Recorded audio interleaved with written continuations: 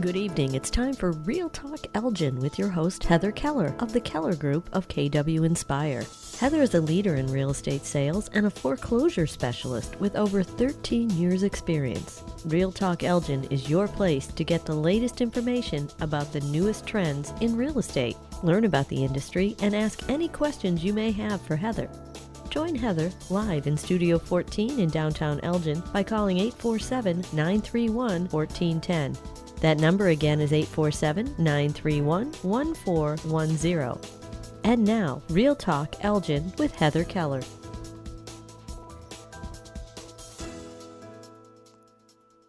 Good evening, everyone. Welcome. I am your host of Real Talk, Heather Keller, licensed real estate broker with Keller Williams Inspire. 13 years of expertise in traditional real estate, short sales, foreclosures, and I'm happy to be here again on this Tuesday evening. It's hard to believe it's already been 4 weeks since I've had my last show. These days go by so fast, even though 2020 hasn't been the greatest. So why Real Talk Elgin? I'm here because I have a lot of experience and knowledge in the real estate market. So I'm here to be able to help buyers and sellers and anyone out there facing foreclosure who has questions. I want to be able to answer that and provide you real-time, accurate information of all things real estate. So if you have any questions, maybe our past show 4 weeks ago, we had Stuart Swanson on and we talked about bankruptcies and short sales. If you have questions maybe about that show or anything today, please feel free to call in 847-931-1410. Again, that's 847-931-1410. We'd be happy to answer any questions. Also, if you want to download any of our past shows or listen to them, you can go to RealTalkElgin.com. All of them are there. Or you can also ask your smart device, speaker, Google, Alexa to download Real Talk Elgin, and it will, you can listen to it there. So that's pretty cool. Also, you can like our Facebook page, Real Talk Elgin, and keep up with all the latest shows and what's coming up in the future. So what's going on today? We're going to have a very special guest, which I'm super excited about. And we're also going to talk more about the Keller Williams Inspire Elgin location, which we've been talking about for a while now. Hopefully I'll have some good news soon on that. And then also how to get a copy of my book I wrote, The Complete Guide to Selling Your Home as a Short Sale. And then we'll also talk about the last 3 shows of 2020 and what's coming up in 2021. So without further ado, I want to introduce my guests. Today we have Kate Itterall Day, right? Great. Yeah. Yes. Okay. I said her name right. She's an attorney with Donnett & Donnett. It's based in Batavia. So her practice is pretty much everything that touches real estate, which I loved that she said that because it's a little bit of everything. So she does have a foreclosure background. So today we're going to be talking about the foreclosure process in the state of Illinois. So we have some questions and stuff we're going to go over. So again, if you have any questions, you can call in and ask Kate and I, 847-931-1410. So Kate, why don't you tell everyone a little bit about yourself? Thank you. Thanks for having me. I'm an attorney in Batavia, and we are a third-generational law firm. I started my practice in foreclosure. My background's in foreclosure. I did that for 13 years in Chicago. And then I moved to Batavia. We moved to St. Charles with my family, and I joined up with my dad and uncle. Decided that we were going to do transactional real estate and foreclosure, eviction, and I've been doing that ever since. So that's what I mainly everything that touches real estate. That's what we do now. Yeah, I loved that. So when you say you have a foreclosure background, and I know, but just so everyone else knows, you used to work for the banks. I did, yeah. I worked so on the opposite side. Right, exactly. I worked for the banks. I did litigation foreclosure. So I represented the banks and the servicers and the lenders doing the other side. I worked for them doing the other side and did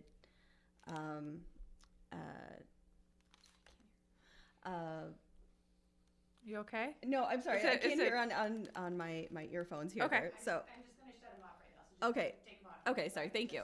I worked for the banks and the lenders doing Foreclosure work? Yes, on foreclosure work. And then I use that now on my other side of the practice. Now I work for the homeowners. The homeowners, which is, yeah. So that's a side that I'm used to working on. I'm dealing with the banks all the time, and that's what you're doing now. So Kate actually worked for the banks, so like a Chase or an SPS, which is a servicer, not the actual homeowner, which is interesting to me because I'm always on the homeowner side and you were on the other side. So Yeah. what's the big, before we get into our questions and stuff, like, is there a big difference? Like, was it, I mean, I know there's a difference, but like dealing with the banks, it's probably more complicated, or what would you say? No, not necessarily. So working for the banks is working for an institution. It was not necessarily more complicated. It was very regimented. Okay. So it was typically doing the same types of work every single day. And so out here, when you're working for homeowners, it's varied. Everyone has a different story. Everyone has a different problem. And so in that way, it's a little bit different. I like it a little bit more. You like it better on the homeowner side? I like it a little bit more doing this type of work because it's, like I said, it's a little bit different of a problem working for each homeowner. So when you work for the bank, you have to follow, the same type of, not necessarily the same type of rules, but it's always going to be the same type of transaction. Yeah. I never thought of that way, because there are, with short sales, there's always a different story. I mean, I've never come across the same story or the same situation. It's always different. People may be going through a divorce or a death in the family or a job loss. And it's every situation is different and every day is different. So Right, exactly. So when you flip it over, and I use a lot of what I learned in when I was working for the banks, a lot of what I learned working for the banks and the lenders, I now apply to working for the homeowners.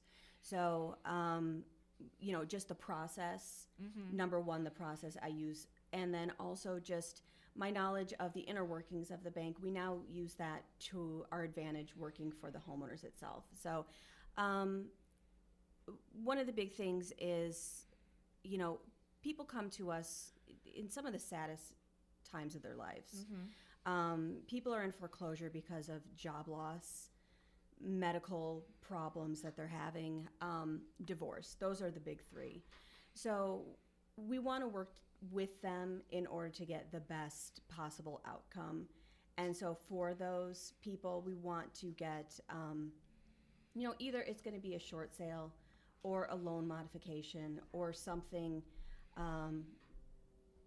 to be able to get to somewhere where they're comfortable. Yeah. Either it's going to be an exiting the property or it's going to be some sort of retention. yeah. Yeah, like Kate's saying, like every situation is different. And I've stressed that on all my shows when we've talked about short sales or foreclosure or bankruptcy. Like, for example, the one that we have going on soon, the homeowner is planning to move out of the house, but they have 2 mortgages and it's just a crazy situation with the second mortgage. So every situation's different. Yeah.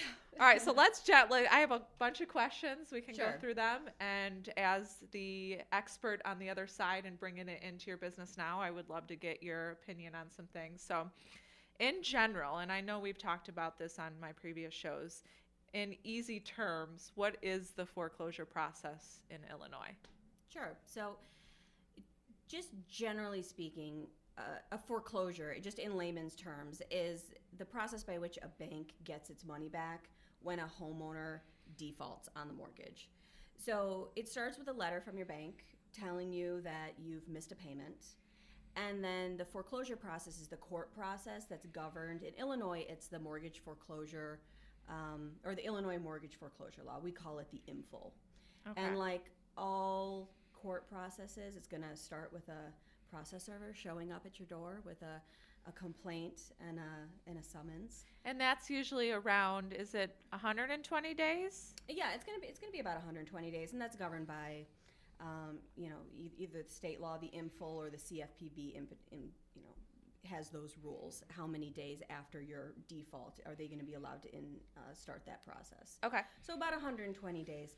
Now, from the start when you're defaulting all the way to the time where you're going to exit the property, this is the homeowner, this could be, a year-long process. It could be 2 years.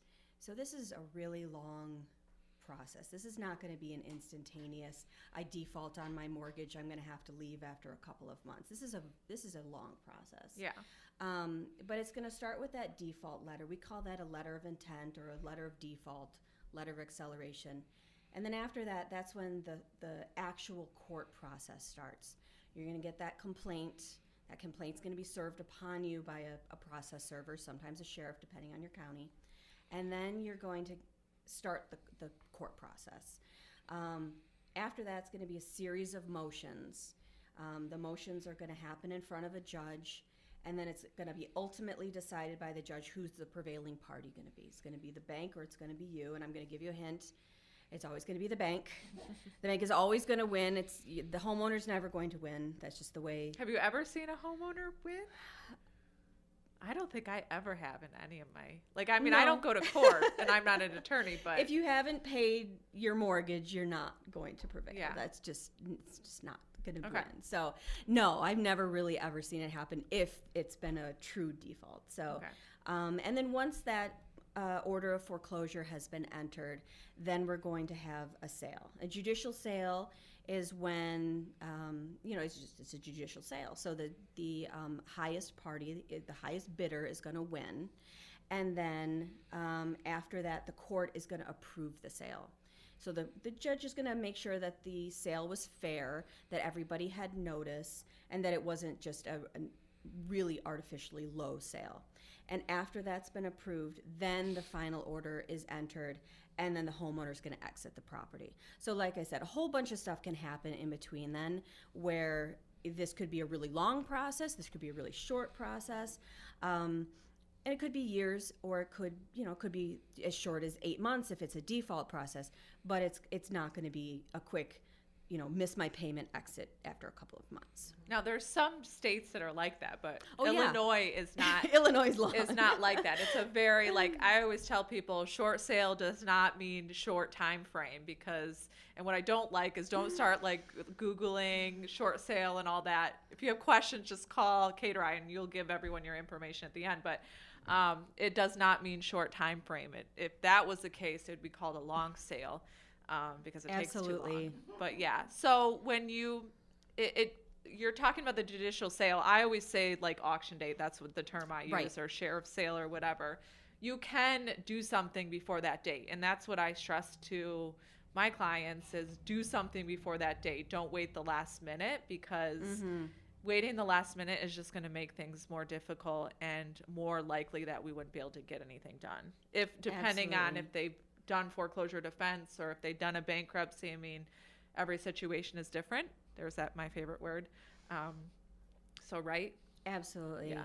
Don't wait. I mean, it is such an enemy of a successful foreclosure case is waiting. If you wait, the longer you wait, the less successful your outcomes are going to be. I mean, I have people calling me on the date of their order approving sale, which is the very last order, saying, what can I do on this? And it's basically at that point, really nothing. Really, at that point, we can maybe talk about, something, nothing. No, there's really not much you can do. If you can get it at the beginning, now we're talking way more options as far as loan modifications, short sales, retention options, consent foreclosures. Your options are way more broad at that point than if you're calling on the date of the sheriff's sale. On the date of the sheriff's sale, there's still possibilities, and we'll go over them. Come into the office, we can talk a lot more about, is your house upside down? Is there equity? But there's just really not as much than if we're starting off, at the end of the short sale, or I'm sorry, at the end of the foreclosure. Yeah. So the point of that is make sure you come to us at the beginning, and you may not be 100% ready when you're maybe just 30 days behind, but at least you can talk to someone who understands the process and can give you some options, so that way you can weigh them and know them and make the best decision for yourself or your family going forward. Absolutely. So. Absolutely. Okay, Kate. So when a client comes in, you know, you have that background of the bank. So how do you approach the situation? So, you know, maybe let's just go over an example. Maybe you have a current client. Like, how did you approach it? They probably come in, you go over everything, see what they're, you know, maybe they have equity or they don't have equity. How do you go about all that? Sure. Well, with any client that I have, whether it's foreclosure or not foreclosure, the first thing that I want to know is, what is their goal? Okay. What is your goal when you're sitting down? Because there's no winners in foreclosure. The bank's not a winner. They're not getting a winning property, and there's the homeowner's definitely not a winner. So if they're coming in thinking they're going to walk out with a free house, then you should probably know that when they're sitting down, because you got to really temper that expectation, or else we're not going to have a successful relationship, meaning me and this client, and I'm not going to take that person on unless I can get them to understand, really, these are your options here when we're talking about loss mitigation. And loss mitigation is divided into retention, non-retention, between short sale and loan modification, exiting the property or not exiting the property. So I really want to know, what do they think is going to be a successful outcome to a foreclosure? And if they say, you know, Kate, I want to keep the house, I want to know, well, why do you want to keep the house? And if they say, I want to keep the house because this is my family house and my kids live here and we have to live here because we got to, you know, be here through high school because of X, Y, and Z. You know, there's a million reasons why people want to stay in their house. We look to see whether or not this is a really good reason to keep the house. Some people want to keep the house, but it is a terrible asset. They owe way more on the asset than it's actually worth. And then we see, you know, is this really a good reason for them? So we look at, how much is the house, how much do they owe? How much does the bank say they owe? Some people have no idea how much they owe on the house. I think most people know 100% of the time. Yeah, you're exactly right there. Yeah. Some people don't know that they have second mortgages, that they have so many, and the thing is, the complaint will tell you everything. The complaint says how much is owed to the bank.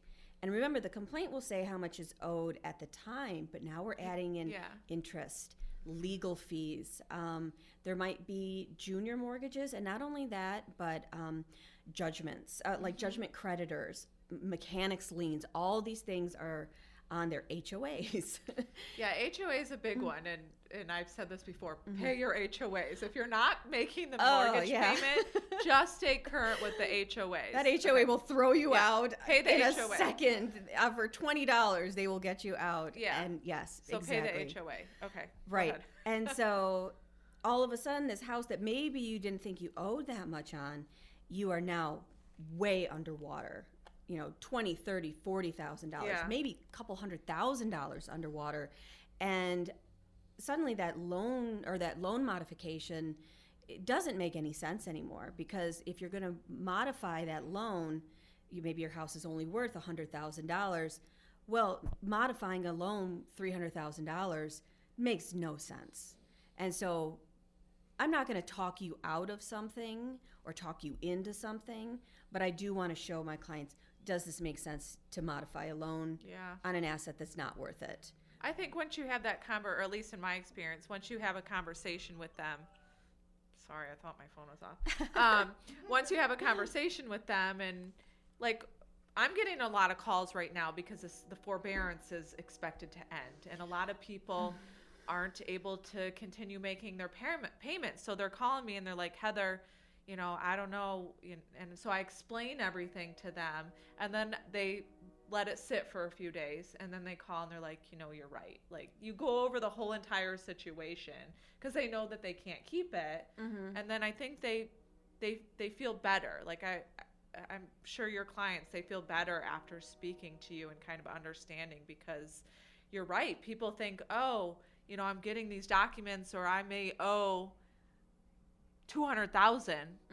But that's the unpaid principal balance. That's not the money that you haven't paid in 6 months or a year, Right. or the foreclosure fees, correct? And so sometimes we have to go in and order a payoff because we're not sure if it is going to be a short sale or a traditional sale. Mm-hmm.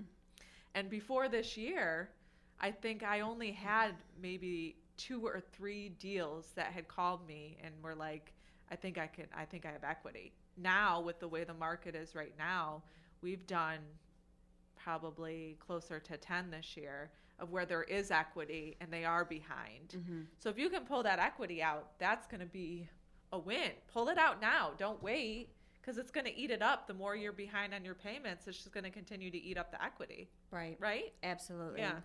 And like, as I was kind of saying before, we will have clients that no matter what will stay in that house. It does not matter how unperforming that asset is, how far behind they are, because of the shame that follows a default. This is their family home. They don't want their adult children to know. They don't want their neighbors to know. They will modify that mortgage if it is an option, and they will not leave that home. And there's nothing that I will say Yeah. or anybody else will say. They will stay in that home. And I mean, that's okay. That's if their they, choice. Yeah, if they want to. Yeah, Great. those are the hopers that are going to be there for when that house comes back. They're praying that house comes back as far as that's concerned, and good for them. You know, that's their choice to do that. Yeah, it's sad because a lot of people, they end up waiting too long because they don't want to talk about it, or they are, it's, oh my gosh, I have a foreclosure, or I'm facing foreclosure, and it's shameful. But I tell people that, there is life after short sale, and as long as you have the good team around you, you can get it done. It's just, it takes time and you have to be ready. But like I said before, don't wait the last minute to come to Kate or me and ask these questions and come up with a plan, because you don't want to wait till the sheriff comes knocking and then you're out, like after the sale. I mean, I've had people call me where the sale was like a week ago and they're like, is there anything I can do? And I'm like, oh, I wish you would have called sooner. Like, the sooner you call, the better plan that we can come up with. Absolutely. Right. Absolutely. Okay, so when people come into your office, what is the number one question that they ask you? I think you'll guess it's, how do I save the house? Yeah, so save the home. I know, like, back in the day, it was, I don't know, like, there was just a lot of people back in the day when I started in 09 or 08 that were taking advantage of these homeowners and the situations. And so make sure you have a good team around you. But when someone comes in and says, I want to save my home, then you probably go into your questions you were asking before. Right. And what you were saying back in 09, this is when I was working for the bank, was back during the financial crisis. And so I was interviewing people from the other side during these depositions that we were taking. And there was a lot of people who were interested in sticking it to the bank with good reason. But they had, they were, thinking that the bank had given them a terrible deal. And a lot of times they really did get a terrible deal.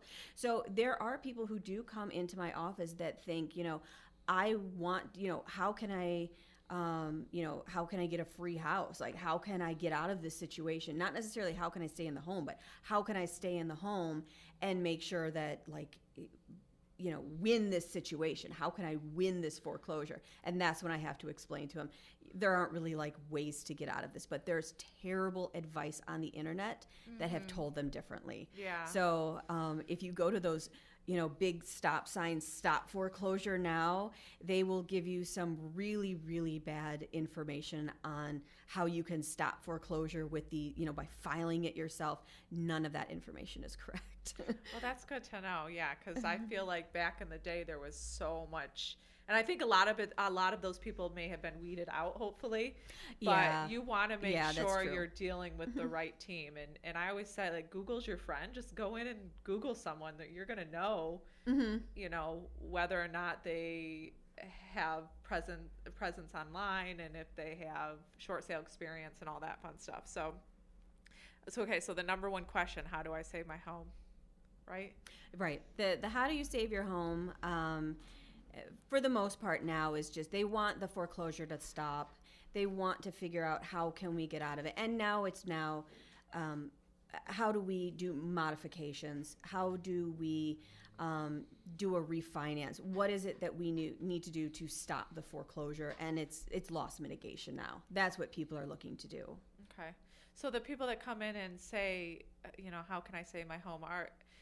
When you get those clients, are a majority of them able to modify and stay in the home? And I would say yes. I would say at least 60% of people do modifications. But they should come early on in the process versus... If they can, for Okay. sure. And I think that's where... Don't wait. Yeah, like I get a lot of clients that are later on in the foreclosure process, and it's very, very difficult to do a loan modification, I think, at the end.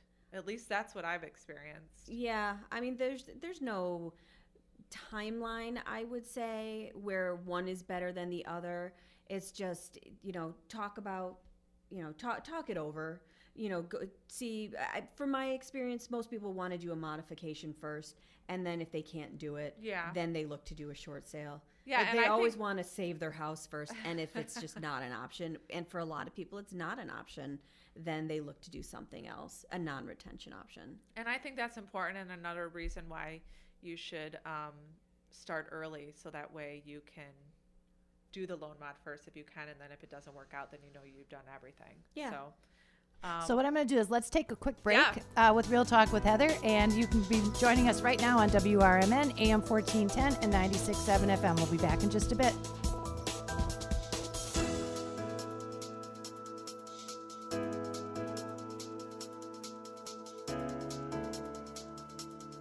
Welcome back, everyone. Before we talk more with Kate, we have a couple more questions to go over.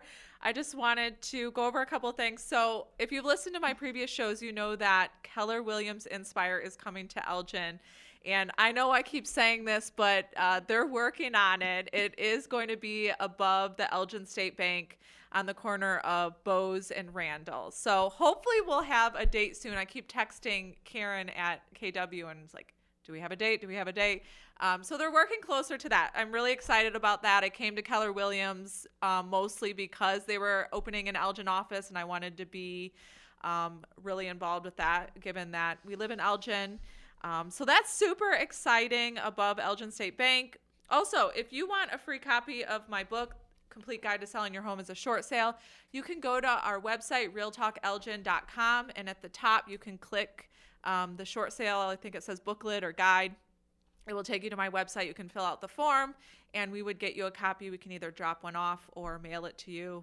We also have a PDF version, so if you prefer, you can just send us an email, info@tkghomes.net. You can also call or text 312-607-7928, and be sure to like our Facebook page, Real Talk Elgin.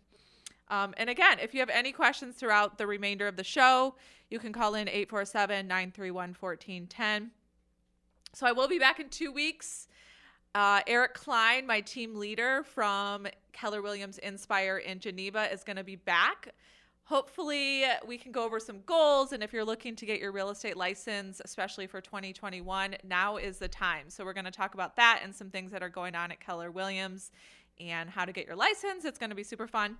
So we'll be back in 2 weeks, and it's hard to believe that 2020 is almost over. So we have the rest of tonight's show and 2 weeks from now, and then one other show, and then we're going to skip out on the end of December because we're going to be gone. So 3 more shows, and then we have a lot in store for 2021. All right, Kate, are you ready to finish out? Okay. All right. So I know we kind of talked about this a little bit, but when someone is facing foreclosure, and I've talked about this before, but maybe there's someone new tuning into the show, but what their options, correct me if I'm wrong, but their options are loan mod, short sale, or they could just go to foreclosure. Is there other options within that when you're sitting down with them that they could do? I mean, unless they bring the loan current. Sure. But that's always tough. I have seen that a couple times in my days. Sometimes people do. Every once in a while you do have someone that brings it current. Every once in a while you'll have someone come in and say, I just want to sit in the house. Yeah, buy time. I get that a Can lot. I buy I just time? want time. And that's just litigating it out. And we will have sometimes people will come in and do that. I generally am not the type of lawyer who will do that, just because you do have to have a good faith effort in order to litigate out those types of claims. But people will do that, and sometimes those are very successful because you're not paying the mortgage, you're not paying the taxes. It will get added on eventually. But some people stay for years and they're not paying, so I guess in a way you do have a free house. So that's more foreclosure defense, right? That's foreclosure defense. But for retention options, yes, you got your loan modifications, and there's inside of loan modifications, there's all different types of loan mods, depending on what kind of mortgage you have, what kind of service you have. And then, but you don't really get to choose. You do your loan modification package, and then the servicer just basically sends you back what you get. They determine based on the package, and then they say, here's your loan mod. Take it or leave it. Is there and I don't do loan mods. Mm-hmm. I'm at the end. If families or individuals don't have any other options, then that's when I come in. So for the loan mod, are they able to negotiate those terms at all, or is it like just take it or leave it? Not really. They send it back to you. You can appeal it. I don't know generally how successful those appeals are. Now the rates are what they like to do is keep your payments generally about how much they were before. So they're not going to make you make a payment that's higher, like so much higher than what you can afford. That's what they don't want, anything too high. So they're going to keep your interest rate. They're going to keep that payment what you can afford based on what you sent in on your packet. Okay. So they kind of do their magic behind the scenes, and they're not going to give you anything that doesn't work for you. So if you take a look at it and say that's not going to work for me, you can go and you can appeal it, and hopefully they come back and say, okay, we'll give it to you. I don't know. I don't think it works all that much, but they can give it a try. But other than that, non-retention options could be like a deed in lieu, where you essentially give over the deed to the house and they take it from you, and then they wash your hands clean, no more debt. A consent foreclosure is very similar. It's a statutory option where you say, okay, I'm giving up. I'll give you the keys, and then we'll just call it a day. And that one's nice in that if you have a deficiency, meaning you owe more than the house is worth, then you no longer have that deficiency. That deficiency is erased, and then you're not going to be carrying around any more debt on that house. So that's kind of nice. And then a short sale we talked about. And let's see, or just like a regular sale. You can do a regular sale if you do have some so if you're equity in it, which is nice. I have actually a couple of those coming up where there's enough equity. Like one in Elgin recently, they were at the very end of the foreclosure process, and he owes, I think, around 150, and we're selling it 150, 160, and we're selling it for 200. So he has a good amount of equity. So if you can do that, that's going to just pull out the equity and be done with it, pay the bank off. But it's nice to see the market back at that level now. I mean, it hasn't been for so long, but that people in foreclosure can actually be selling their houses for that level where they have that equity that they can sell it. Yeah, so that's nice. Back in the day when we started these, and my husband and I started them, we were selling, so like, for example, it was like 50 cents on the dollar. So like they owed 300,000. We were doing these short sales and selling them for like 150,000. Mm-hmm. I mean, it was crazy. So now I don't see that as much. Either they have equity, or let's say they owe 200 and they sell it for 200. But I think that's where people get confused, is there's closing costs. Oh yeah. Yeah. So there's closing costs. You have to, pay to sell a house anywhere. And the taxes are so high here in Illinois, and I think that's where, a lot of the equity kind of gets eaten up. But there are closing costs. So the bank's still going to be short because you're not paying them 200.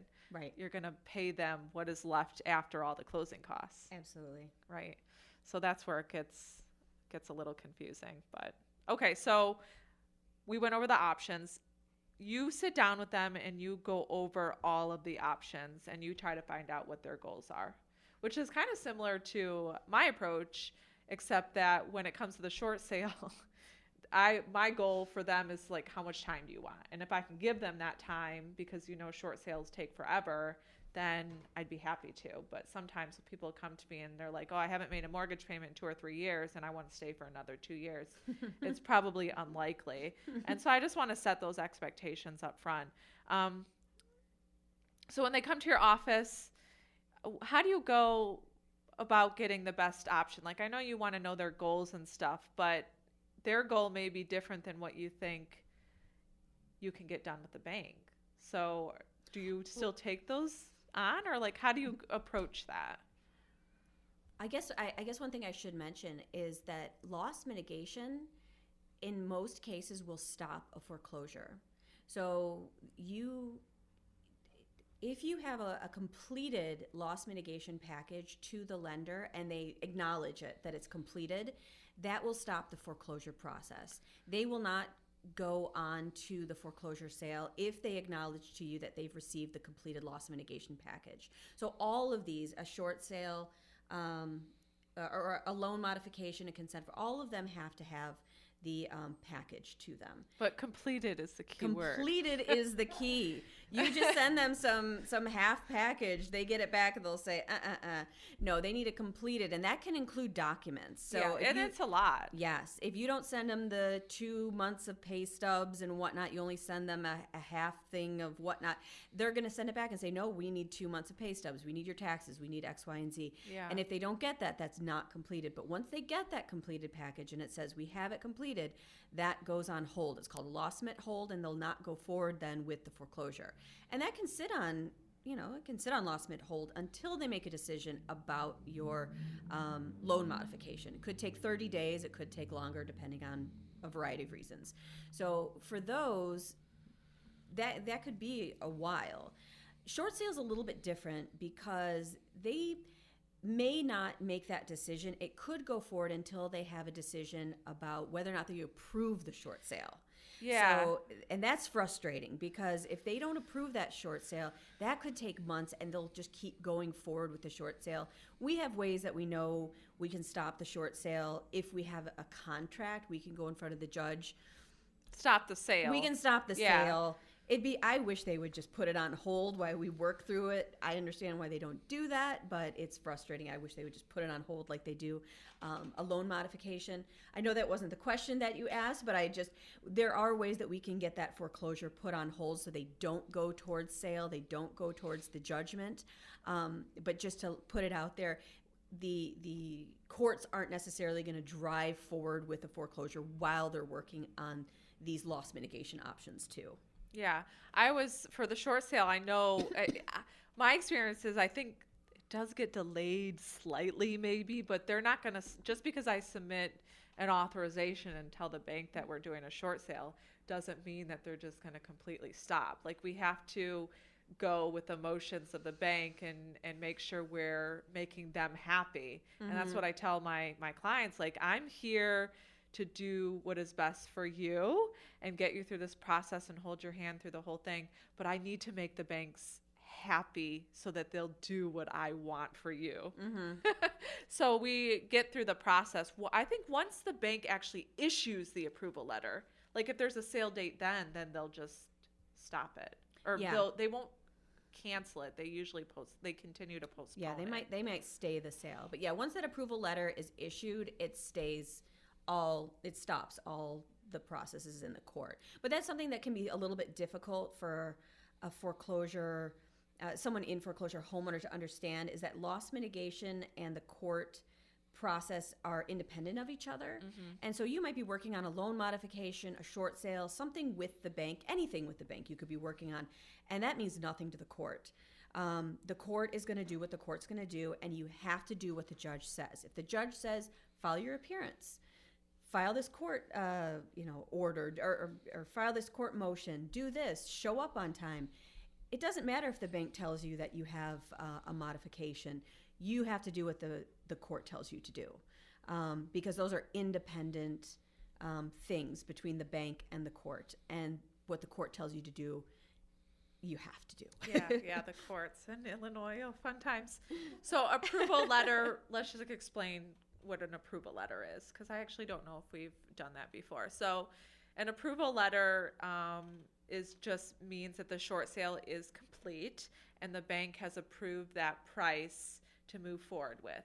So when approval letter comes in, we review all that and make sure that the price is correct and the closing costs, and then it will give us a date of when we have to close. So we should close on or before that date, ideally a few days before if possible, because something always comes up. Is there anything else that you do with the approval letter?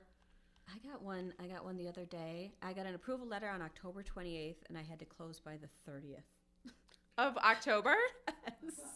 Did you ask for an extension, obviously, right? I'm not joking. We closed on the 30th. This was the funniest one. It was the last But one. yes, but it also has a list of all the documents that the bank needs. I mean, it needs this signed by this party, this signed by this party. We need X, Y, and Z. We need the warranty deed to say this language. So you need to go through it. And this is more for, the people who are closing it. But you have to make sure all of those items are met, because if any one of those things isn't received by the bank by that date, you're getting it sent back to you. Yeah. So all of those things have to, and especially things like original signatures have to be received. And so they might be by the buyer and the seller, of course, those are going to need to be received, but your realtors are going to have to sign it. Sometimes the closers are going to have to sign. Everybody's going to need to be very close and vigilant about making sure all of those steps are met before those things go back to the bank. Yeah, short sales, they're complicated. There's a lot of moving parts. And, I always say just because we got the approval letter, our job is not done. Like, there's still so much more. And usually the approval letter is good for 30 to 45 days. I personally don't like to go back to the banks and ask for an extension, because that could open up a can of worms. And I say that because maybe the appraisal expired and they need to go order a new appraisal. And Right. it's just can be a And hot it might mess. be a second. Yeah. So we don't want to ask for an extension. So like once we get the approval letter, hey, is cash ready? Let's get this scheduled. Or financing, I check in weekly to make sure that we're moving through the process, because if you wait the last minute and you close like the day of, it's just not a good idea. Always something goes wrong. It's always something that comes happens. up. So ideally, the seller has to be out before closing. So let's try to get it done a few days before. In case an issue does come up, then we're able to get through it and then close before the bank gives us, that deadline where they're calling me constantly, right? Yes, absolutely. So if someone cannot save their home, or maybe they come into you and they're like, I'm done. Like, I just want some more time. That's it. Or you've gone through the loan mod, maybe they denied it, or there's really no other options for them. Do you, and I always ask all my attorneys this, do you advise them to do the short sale, or do you advise them to just go to foreclosure? Well, if the house is underwater, then I would absolutely tell them to look at a short sale, because it would make sense. Yeah. If there's equity, then short sale wouldn't make sense. Well, yeah, they could just sell. Yeah, they could sell it. But yeah, I mean, if the short sale would make sense, then I would tell them to take a look at it, to at least give it a look.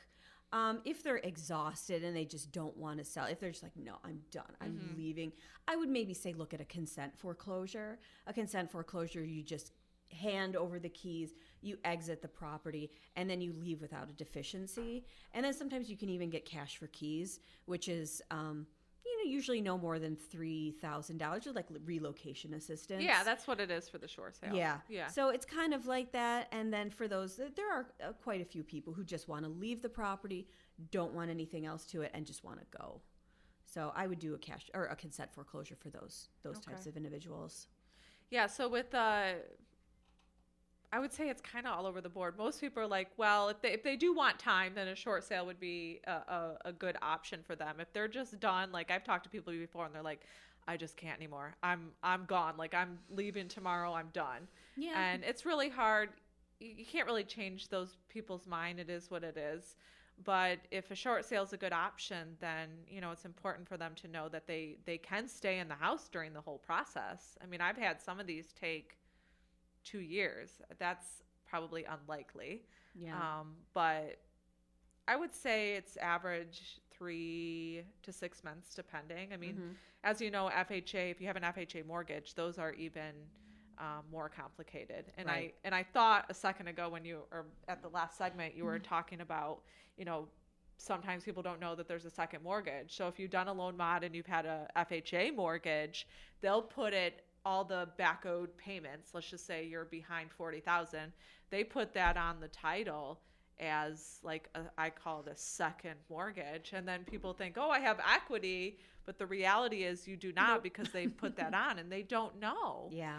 So that's also something to look at. Like I have a house right now it's a townhouse in Evanston, and she's like, yeah, I got equity. And I was like, you know, you have FHA, you did a loan mod, you know, do you know anything about that? And she didn't. And we ended up pulling title, and you know, the first mortgage is not going to get paid in full because you have to pay that second off first.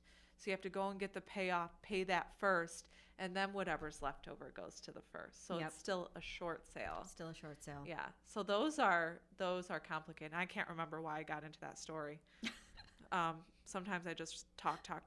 I think I could probably talk through, like, could we do the show till midnight, Leah? No, just kidding. I'd probably fall asleep. So yeah, it just, the title and all that is complicated. Sometimes they have IRS tax liens. I mean, it's just, it's crazy. But for the short sale, it's important for the viewers and everyone to know if that's an option that you're looking at, then you can stay in the house during the whole entire process. You know, Kate handles all of the like attorney stuff, and if court and all that. I can't do any of that. I'm not an attorney, but we do help you through the process. So if like our clients need help finding a rental, we can help with that. If you still live in the house and your end investor will allow it, then you can get $3,000. It's not a guarantee. Is it always a guarantee with a consent foreclosure? No. Mm-mm. So the end investor probably still has to participate They have to, in that too. They have to agree to it. Okay. So like, for example, if it's FHA and you live there and we're meeting the net requirement per HUD, then they'll get the $3,000. But if it's a vacant house and it's FHA, they're not going to get it. So, or like say, for example, it's a Fannie Mae and you know, all their short sales are done through HomePath, which by the way is, I love HomePath. HomePath. Have you been on HomePath? I'm sure you've done it. Yes, yeah. I've been on their I site. wish Freddie Mac did their short sales like that. I feel like Freddie Mac is probably more of a hot mess than the FHA ones. But Fannie Mae is great. So I always ask for the $3,000. It's just a matter, like sometimes Sometimes you get it, sometimes you don't. Yeah. So, and that is paid to the seller at closing. So you have to, yes, it's relocation assistance, but you have to be out of the house prior to the closing, and then you get that money at closing. Right. From the title company. So what do you want to add as far as, you know, you're going to give everyone your contact information. Maybe they have more questions about the foreclosure process in Illinois. You know, I can only answer so much as just being, you know, with my experience in short sales and all that, but I always kind of, you know, refer that out to my attorneys. So Yeah. why don't you provide like your website, if you got Facebook, any of that? Your do. phone number, I email. yeah, you can find my website is www.donatlaw.com. That's DONATLAW.com. You can reach me directly at my email address, which is Kate, Kate, at donatlaw.com. Very easy. And my phone number at the office is 630-879-3370. Okay. 630-879-3370. And do you guys have Facebook? We do. We or have a social media? Facebook. Yeah, we have a Facebook page, which is, I think it's Donat Lawyers. It might be Donat Law. Just search Donat. Just search Donat. There's not many of us. And also we have an Instagram page. I think we have an Instagram page and a Facebook page. I think Donat Lawyers. Donat Thank you. Lawyers. Good. And so, and I know your office is in downtown Batavia. Downtown along the Batavia. river. Yeah, we're right by the Depot Pond. I have a beautiful view from my office. I can see the Depot Pond. and the little depot museum there. So, we've been there for since 1967. That same building? The same building. My grandfather started the firm. Wow. Yeah. I knew it was a family-owned business, but I did not realize it was that long. Right? Yeah, it's been there for a long time. Yeah, so I met Kate a few years ago. I came to your office. I think I was at my other brokerage, and I dropped off some books. And then we, we just reconnected. Right. Actually, Steve Kemp from Land Trust Title. And Are Carmen, we almost done? yeah. Oh, I'm good. Okay, let me know. It comes on. Sorry, it's been a really long day. Yeah, new producer tonight. So we're trying to get the hang of it. So tune in 2 weeks, and we'll have it all worked out. So we reconnected. Land Trust Title kind of brought us together, and we had lunch and all that over the summer. So it's great. It's great to have like a whole team of people, whether it's like foreclosure defense. Kate, who touches all things real estate. All things real estate. Magic hands. So that's good to know, because when someone comes into me, depending on what their situation is, then I have a whole handful of attorneys that I can refer them to, depending on what it is. Like if it's, say, bankruptcy, I'm not going to... I don't do bankruptcy. So I'm not going to say, hey, call Kate to do a bankruptcy. Or like earlier, was in October, maybe it was September already. Adil, do you know Adil Mohammed? In Elgin. Yeah, so he does foreclosure defense, and so he was on the show. 10 seconds. Oh, now I can hear the music. Okay, great. So we'll be back in 2 weeks. I wanted to thank Kate for coming on the show. She'll be back in the new year. I'm not sure when, but again, if you have any questions related to attorney stuff, feel free to give her a call. Otherwise, we'll be back in 2 weeks with Eric Klein, and have a great night.